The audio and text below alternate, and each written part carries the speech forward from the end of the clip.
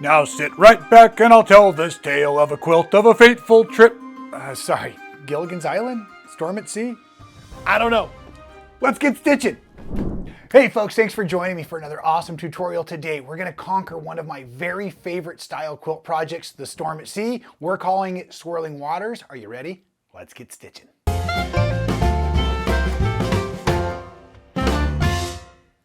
Well, welcome back everybody to another fantastic tutorial. I am your host, Appell from Stitchin Heaven. We call the little show here on YouTube So Well, and I'm super glad to have you out there sewing and feeling even better and better with me every day.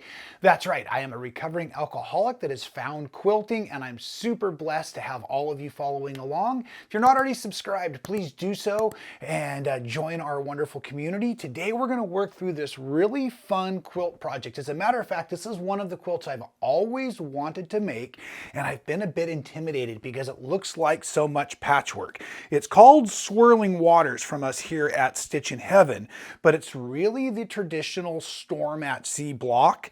We're on point today, and here's a little bit better diagram. This is a pattern that you can get from us. We have it as a digital download. You can obviously get the paper copy if you like. Either way you look at the instructions, it's all the same. And as you work with me today, we're going to make this square block. Maybe it's best if you can see right here. I'm going to talk to you about how to make these corners, and then the very edge pieces, the very far corners, the settings, we call those for being on point.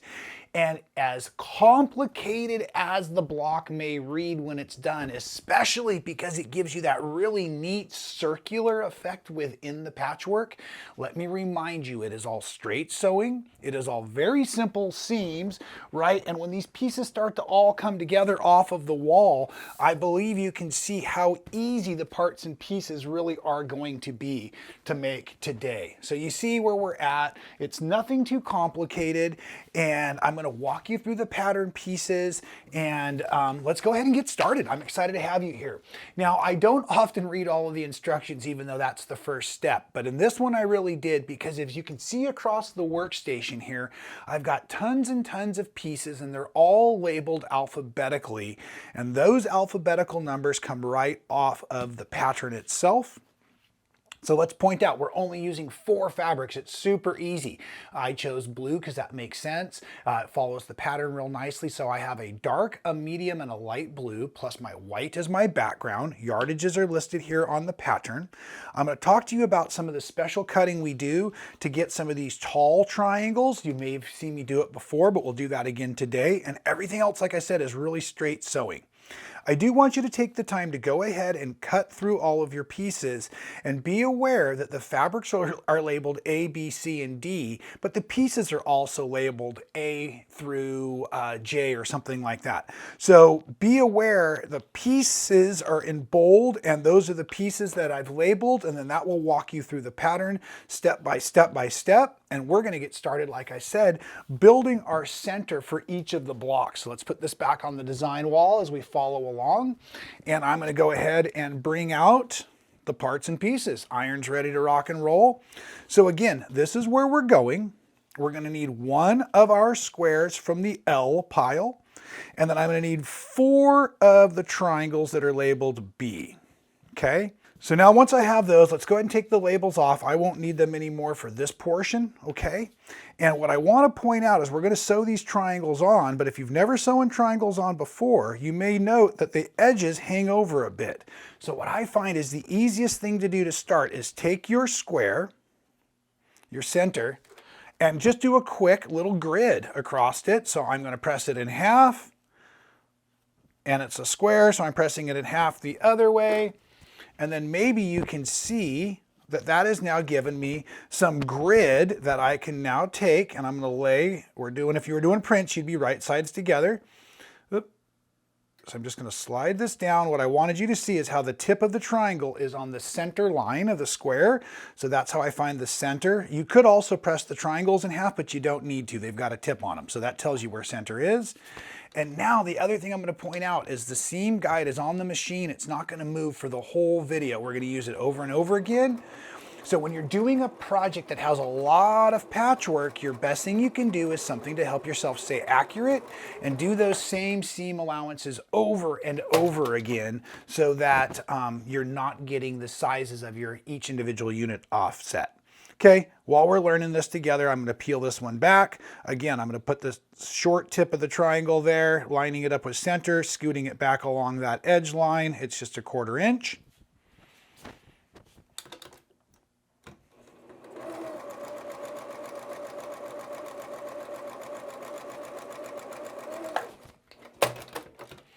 Once the first 2 sides are on, you're going to want to press those, and I'm pressing away from center. And then I also do like to take a moment, and I'm just going to go ahead and trim off the dog ears. I'm not being super accurate with this yet. And I want to point out, if you couldn't see the fold we still need, of course you could then fold it back over, give yourself a quick finger press like that. So now you know how to install your last 2 units. So again, finding that center, and we're going to do the same to both sides. Okay, now you can see I have both of the sides on, and now I'm going to take a moment and press these open. And as I work through each of the units in the pattern today, I am going to take the time to continually just take off the dog ears and trim a little bit as I need, keeping everything tidy. But you might see throughout the process today that some of my pieces are not perfectly accurate, and that's going to be okay when it all comes together. But if it's something you were really working on your accuracy, this is a great block for you to practice with. Okay, so now you can see we're going to do the same thing again, right? But we're going to add on our F units. So that is our darker or medium dark there. Okay, so these are going to go on the outsides again, just like this. All 4 sides around it. Now what you can do is you can fold this over, and I'm just going to use my eyeball to point over here at the tip. If you wanted to fold it, you could again. You could crease it so that that center has a nice grid line again for you, but I don't find it's necessary. Let's go ahead and put all 4 sides of these on just like we did the other.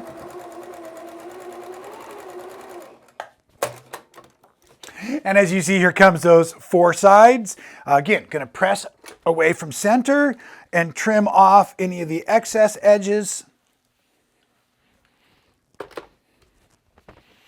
As you see, some of these might start to get a little bit long. Oh, I'm a little tongue-tied today as well.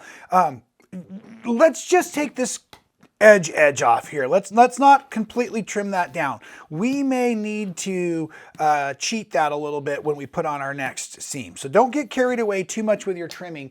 You're going to make all of your parts and pieces before you start to really assemble all of your blocks. So making all of your units, we can always come back down and square them all to the same size as necessary if needed. But let's just stop there for now. You can see we've got our 3-color center. That's our middle here, and the next points we're going to use are these ones right here, which are 2 units. So let's bring these over and just kind of keep pushing our extra pieces and labels out of the way here.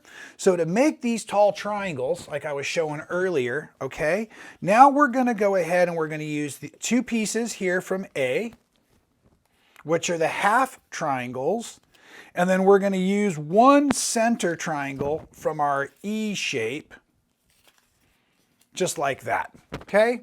But I want to take a moment and show you how to cut these pieces. This might be something new for all of you. So let's take a moment here, and I'm using my A fabric. This fabric happens to be a 3.5 inch strip. I happen to have 2 strips folded, so I have 4 layers, okay? And I was using my Creative Grids ruler that makes both the inner center and the outside edges. So while I've been cutting this, I am technically just rotating. Oops, I must have had this like this as I was cutting. Yes, okay. So my last cut, you can see where I made it from. Now what we're going to go ahead and do, just to remind you, the black numbers with the white ovals tell you that's the 3.5 inch strip. So I've got my straight edge there. And what I'm going to do now is not only am I going to cut down here, but I really want to encourage you to take off those little tips. While you're doing it, then your next cut, you're going to spin your ruler 180 degrees, line up that bottom, and make your next cut just like that, and take off those tips. Okay, so that's how you make your center parts, your outside, your A parts. And then on the E parts, it would be the same, except for we're using the middle of the ruler. So let's just unfold this so you can see that cut real quick. I might as well make two because I'm going to keep playing and playing with this all afternoon. I'm so excited. But remember, the strip widths need to be the same. So those are both 3.5. So now as I come, you can see where my original cut was there on this edge. There's my 3.5 line. And that also gives us that really nice matchup, that wide blunt tip at the top. So make sure you're paying attention when you get ready to now start to match up your pieces, that you're using that blunt tip with a couple of your triangles here. The triangle flat edges here and that flat edge are going to work nicely together. So let's just stitch that while I've got your attention. I'm going to flip this over, and the first few I lined up so that that bottom tip was right there. I've started to cheat it just a freckle past it because it seems like I have enough, but only by a thread or two. I think you can see that. And then I just drop that down on there, and I'm going to do one edge at a time. However, if I'm chain piecing, because I'm assembling a bunch of these, I most certainly could do all of the centers stitched to the right side, and then I'd go back and do all of the centers stitched to the left side after we do this, which is pressing after each union. Don't panic if it looks wrong. My thought was, boy, how did I get that on the wrong seam allowance? Because I started looking at this side, but you're not, folks. Remember, you're looking up here. That's the pointy tip. Remember, you had the flat tip that you started with. So bring that in here. And now as I bring this, I found that kind of matching up to that top tip, coming down, I'm a little bit long on that flat side, but only by a thread or two. Now coming on over here, I think you can see that a nice line up there as we get into our 1/4 inch. Go ahead and sew that.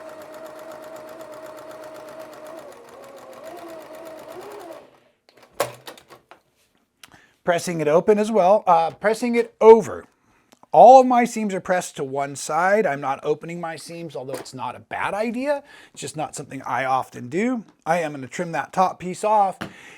And all of these units are going to be paired up with a companion. So at this point, if you wanted to, you could just go ahead and make that to form the diamond shape that you're going to see here on all 4 sides of your center square.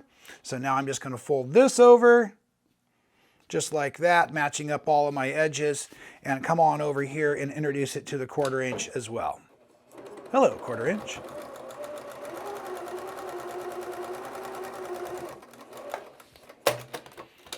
This is one of the areas you might really consider pressing your seams open because of all the bulk that's coming in together there. But for me, I've just been primarily laying it over flat. No problem, just like that. Okay, so those are those units you see. I'd actually already bounced into the second part of our instructions. So that's where this came in. That was unit B, right? But we were using the A and the E parts. Okay, so now we're going to bounce down and we're going to make these little cornerstone units, or these square units, which are basically made the same way we made our center unit by taking, let's get ourselves organized. We don't need to be moving this fast here. By taking our I pieces and a C square. So the I's are our little triangles for all 4 sides. And just like before, I'm going to make myself a grid so I know where I can lay those centers down. And easiest way is just to fold over and press, fold over and press. Okay, now that I've got my little grid like that, I'm going to go ahead and lay the triangles so that the tips are on that center line and slide it back over to my 1/4 inch. Sometimes I feel like the fabric just never moves when you're all watching me, but that's okay. I'm glad you're watching me. I'd much rather have it this way. Go ahead and stitch your 1/4 inch. And again, chain piecing style, folks, and you have several of these to do. Absolutely, you're not going to get mixed up in any way. So just go ahead and you could sew one side onto all your squares. Come back in, grab the second side, press them both open, and do a real assembly line, making this quilt even more efficient than I promised, and therefore a lot less frightening than we've always thought it was. Even on these small pieces, so I'm going to try to press from the inside out, keeping things nice and crisp. And again, just a moment to trim the little dog ear parts off because they're easier to get to now. And then go ahead, and I can still see my grid, so I'm going to sit that on there. Make sure my edges are nice. And this also helps to have those seams facing out that way too. Stitch that on.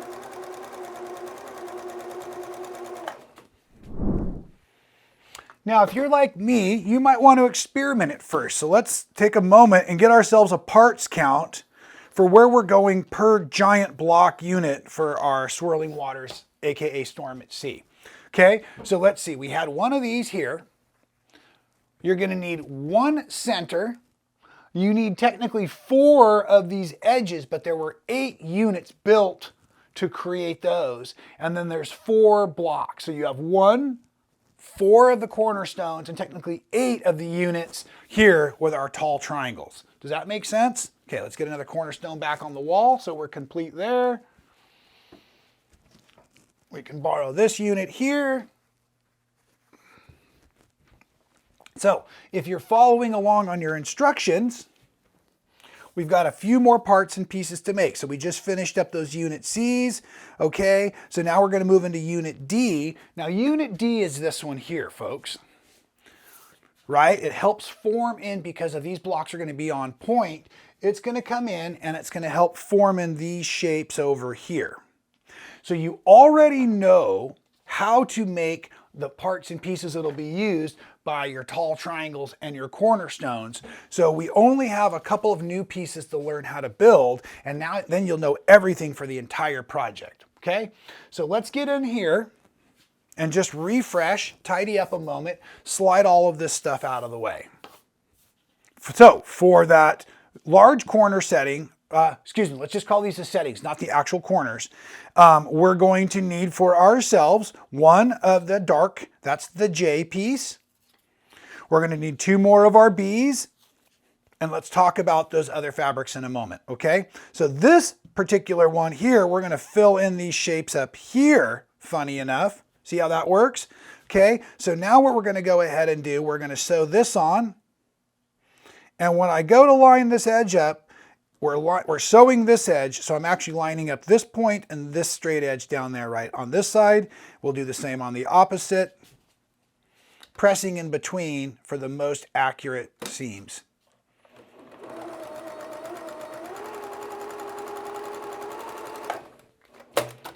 Side 1, and I will be pressing into my lighter fabrics because I'm pressing away from the center. But it happens to be that a lot of these get pressed into your background light fabric, and so it's not really the end of the world. Don't worry about that right now. We're going to put this one on, and remember here, we're going to line up the bottom corner and that straight edge across the bottom there, and the straight edge there, leaving quite a large hanging over corner up at the top. Sewing corner to that top section.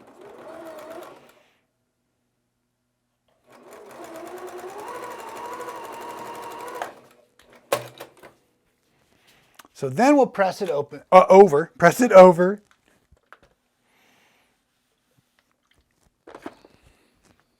And then we go ahead and trim off both of those dog ears at the same moment. You can catch these edges too if you'd like, because that's the next spot we're going to put on, starting with 2 pieces from the G piles. And those are going to go on the outside edge like this. So we're going to line up that straight edge to this straight edge again. So this really helps you get comfortable with sewing with your triangles, sewing with triangles and squares, so triangles and rectangles. It's a great pattern for this. And I think the reason I've always just been intimidated is it looked like so much sewing. But as you've heard me talk, part of the wellness is having something to work on constantly that makes me feel excited and good and creative. And so by doing this kind of sewing, my goodness, really enjoyed it. And I've been watching a couple of series, and I've been starting to do a lot of sewing with the series going on in the background, and it's been nice. I got a lot done last night just in prep. Put on both sides because the seams weren't crossing over each other. I'm going to press away from center again.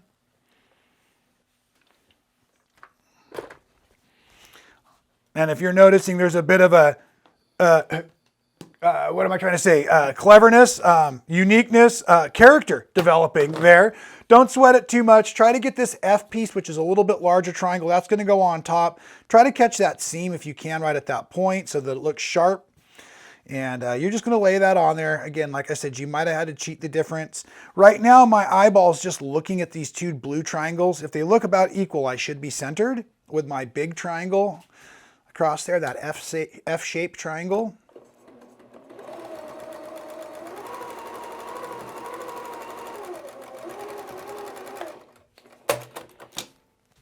Okay, so this one I'll go ahead and press.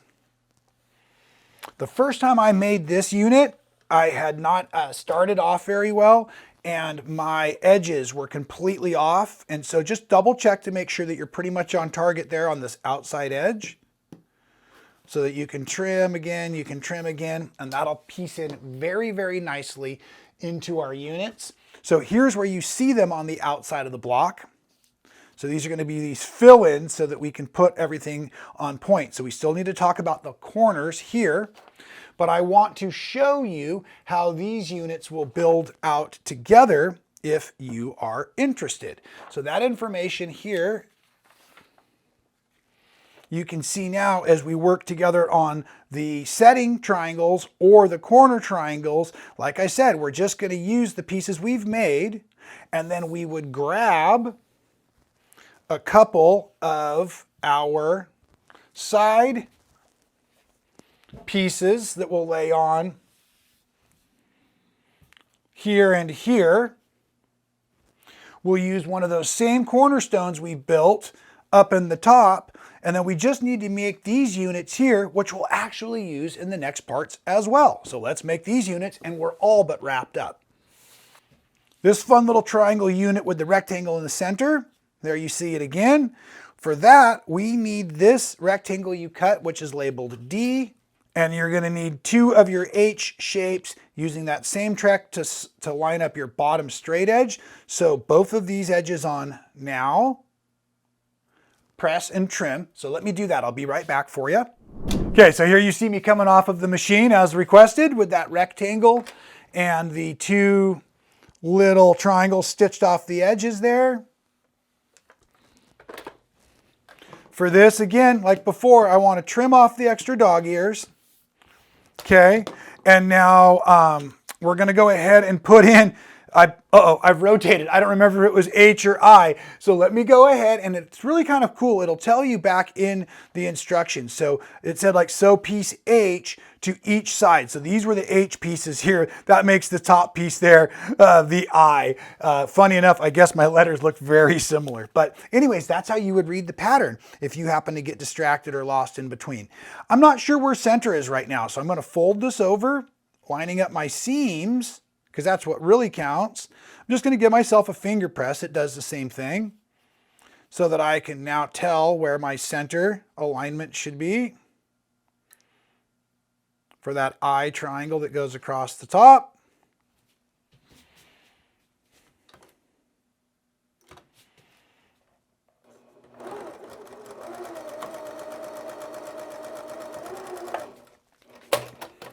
This one I'm going to press away from the center as well.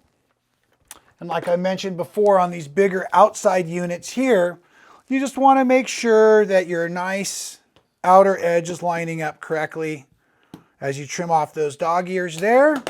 Okay, so these pieces, if you're doing your setting triangles, will then fall in here. Oop, what am I doing? Here and here. So what you would really end up doing is sewing together this bank onto here, and then adding this in at the end. And that makes one of the large corners that you saw. I keep calling it a corner. I'm sorry, folks. One of the large settings that you saw here. Last thing we need to discuss is the corner, and it's even simpler than this. We have one last unit to make,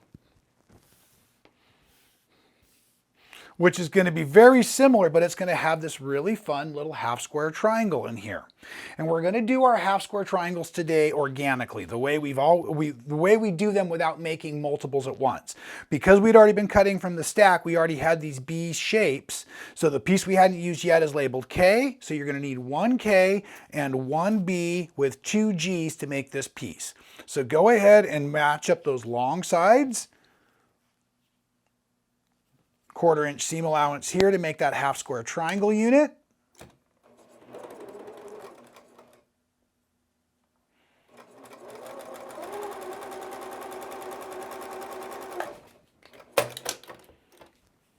Now we can press to the dark, or you could press your seams open. Either way, once you come off of your pressing station, trim off your dog ear. And this is the one part you really want to pay attention to in order to get your dark fabric up and your background fabric down. Just set it accordingly. Then bring in these two little G triangles and just literally lay them right where they go.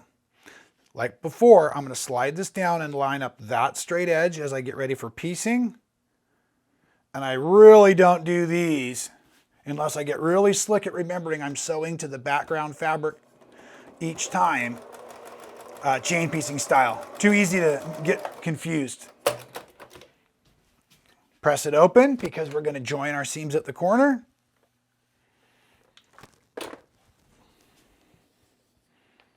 That doesn't look right. That doesn't look right. Oh, hey, that looks right. Straight edge out there. And for this one, just due to the nature of the way it goes into the machine, I am going to start up here at this corner, kind of wedging that chunk under my edge guide, setting my set stitches, and away we go. This will press over. I really like this unit, the way it finishes out the corner. It's super cool looking. And then we're going to go ahead here and trim that off. There you can see we've duplicated it again. To follow your recipe guide, you would bring one of these in here. You would bring in your corner piece now with your half square triangle darks pointing out. And then you would have a couple of these little digits here, and they're going to sew on straight edge, sewing on your straight edge, aligning up the bottom. And that forms in what I really should have been calling the corner piece. So you'll have 4 of those for your Swirling Waters layout as well. Now check it out, folks. The last thing you really need to know is the way that the block count's going to work. You're going to have a corner, then you're going to have 1 full block and the 2 triangles. Then we're going to use basically additions of odd numbers. Then it'll be 3 blocks, 2 triangles, 5 triangles, 5, then 3, then 1 for the complete size of this quilt. If you put on the borders the way we've recommended, it comes out to be 63 inches by 80 inches, and it's an amazing, amazing quilt. Tons of stuff you can do with your free motion quilting in it, or you could really do stitch in the ditch because all of the pieces are so super small. Again, what I love about this project is the way that the fabric straight seams start to give you a very wonderful swirling circular motion in the block work. It's wonderful to do with your micro prints, your tone on tones. Of course, we're using solids today. Great, great project. I hope you enjoy this as much as I have today. And I'd like to know from all of you in the comments below, have you ever tried a storm at sea before? And what do you think of today's project? So let me know in the comments below. Make sure you're subscribed. We will see you very soon with another fantastic tutorial. Until then, like I love to say, please stay well.